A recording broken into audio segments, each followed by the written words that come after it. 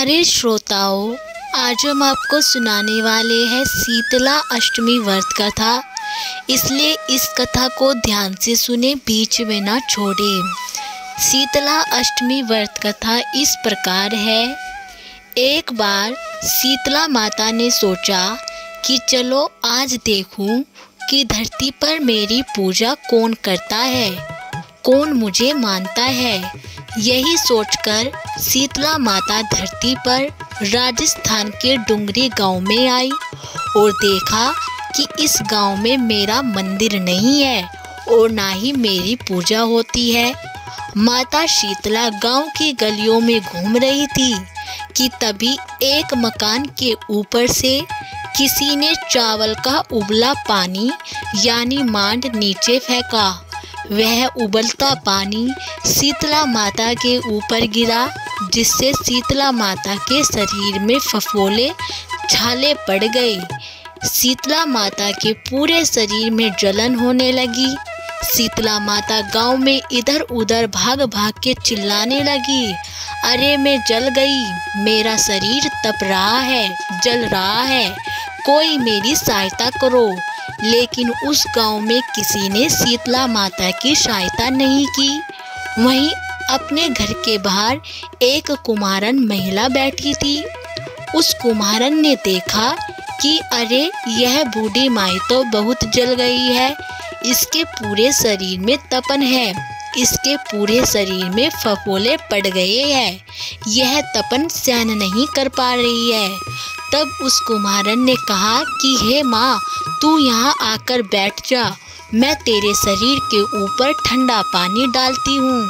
कुम्हारन ने उस बूढ़ी माई पर खूब ठंडा पानी डाला और बोली कि हे माँ, मेरे घर में रात की बनी हुई राबड़ी रखी है और थोड़ा दही भी है, तू दही राबड़ी खा ले। जब बूढ़ी माई ने ठंडे ज्वार के आटे की राबड़ी और दही खाया तो उसके शरीर को ठंडक मिली। तब उस कुमारन ने कहा कि आ माँ बैठ जा, तेरे सिर के बाल बहुत ही बिखरे हैं, ला मैं तेरी चोटी गूंथ देती हूँ। और कुमारन माई की चोटी गूंथने हेतु कंघी बालों में करती रही। अचानक कुम्हारन की नज़र उस बूढ़ी माई के सिर के पीछे पड़ी तो कुम्हारन ने देखा कि एक आंख बालों के अंदर छुपी है। यह देखकर वह कुम्हारन डर के मारे घबराकर भागने लगी।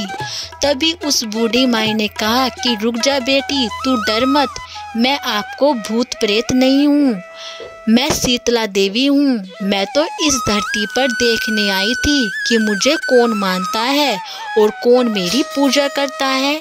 इतना कहकर माता चार भुजा वाली हीरे जवाहरात के आभूषण पहने, सिर पर स्वर्ण मुकुट धारण किए अपने असली रूप में प्रकट हुई।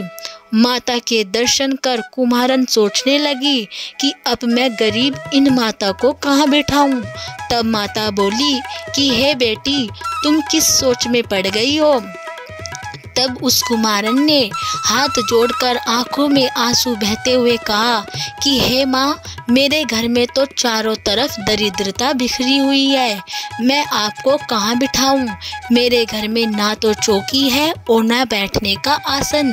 तब शीतला माता प्रसन्न होकर उस कुम्हारन के घर पर खड़े हुए गधे पर बैठकर एक हाथ में झाड़ू दूसरे हाथ में डलिया लेकर उस कुम्हारन के घर की दरिद्रता को झाड़कर डलिया में भरकर फेंक दिया और उस कुम्हारन से कहा कि हे बेटी, मैं तेरी सच्ची भक्ति से प्रसन्न हूँ, अब तुझे जो भी चाहिए मुझसे वरदान मांग लो। तब कुम्हारन ने हाथ जोड़कर कहा कि हे माता, मेरी इच्छा है कि अब आप इसी डुंगरी गांव में स्थापित होकर यहीं निवास करें और जिस प्रकार आपने मेरे घर की दरिद्रता को अपनी झाड़ू से साफ कर दिया, ऐसे ही आपको जो भी भक्त होली के बाद की सप्तमी को भक्ति भाव से पूजा कर अष्टमी के दिन आपको ठंडा जल, दही व बासी ठंडा भोजन चढ़ाए, उसके घर की दरिद्रता को दूर करना एवं आपकी पूजा करने वाली महिला का अखंड सुहाग रखना और उसकी गोद हमेशा भरी रखना। साथ ही जो पुरुष शीतला अष्टमी को नाई के यहाँ बाल न कटवाए, धोबी को कपड़े धुलने ना दे और पुरुष भी आप पर ठंडा जल चढ़ाकर, नारियल फूल चढ़ाकर परिवार सहित ठंडा बासी भोजन करे, उसके काम धंधे व्यापार में कभी दरिद्रता न आए। तब माता बोली कि तथास्तु, हे बेटी, जो तूने वरदान मांगे हैं मैं सब तुझे देती हूँ। हे बेटी, तुझे आशीर्वाद देती हूँ कि मेरी पूजा का मुख्य अधिकार इस धरती पर सिर्फ कुमार जाति का ही होगा। तभी उसी दिन से डुंगरी गांव में शीतला माता स्थापित हो गई और उस गांव का नाम हो गया सील की डुंगरी। सील की डुंगरी भारत का एकमात्र मुख्य मंदिर है। शीतला सप्तमी के दिन यहाँ बहुत ही विशाल मेला लगता है। बोलो शीतला माता की जय हो। तो दोस्तों, ये थी शीतला अष्टमी व्रत कथा, शीतला माता की कहानी। यदि आपको हमारी ये कथा अच्छी लगी हो तो प्लीज़ हमारी वीडियो को लाइक करें और चैनल को सब्सक्राइब करना ना भूलें।